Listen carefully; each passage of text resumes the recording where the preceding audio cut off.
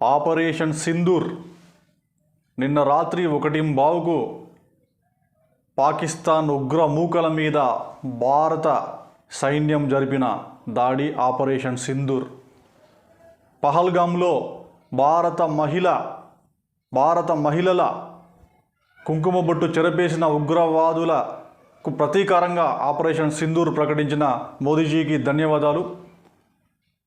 పాకిస్తాన్ మీద యుద్ధం చేయడం అనేది భారత్కు చాలా చిన్న విషయం. కరెక్ట్గా భారత్ దలుచుకుంటే 3 నుంచి 4 రోజుల్లో పాకిస్తాన్ ఖతం అవుతుంది. అయితే పాకిస్తాన్ ఒక చెడిపోయిన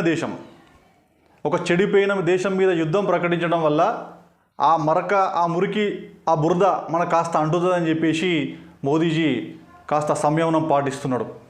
నిన్న షాంపిల్గా ఆపరేషన్ సింధూర్ ప్రకటించిండు. సక్సెస్ఫుల్గా 9 ఉగ్రవాద స్థావరాల మీద ఆపరేషన్ సింధూర్ దాడి జరిగి మెరుపు వేగంతో 20 నిమిషాల్లో ఉగ్రమూకలు వికలమైపోయినాయి.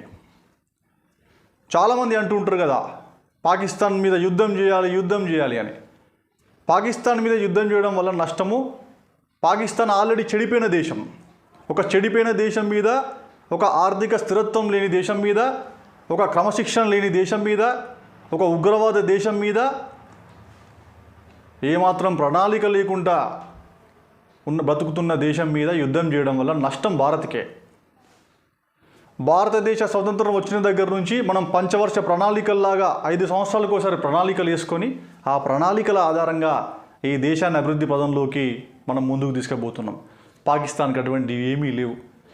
ఒక చెడిపోయినోడు ఇంకొన్ని చెడగొడతాడు అన్నట్టుగా ఉన్నది పాకిస్తాన్ పరిస్థితి. కాబట్టి ఆ చెడిపోయిన దేశం మీద యుద్ధం ప్రకటించడం వల్ల నష్టం భారత్కే. అట్లా అని చెప్పేసి శృతి మించితే గతి తప్పితే ఊకునేది లేదని చెప్పేసి ఉన్నారు. ఈ సందర్భంగా భారత ఎయిర్ ఫోర్స్కి, నావికా దళానికి, అదేవిధంగా సైన్యానికి సెల్యూట్. జై హింద్.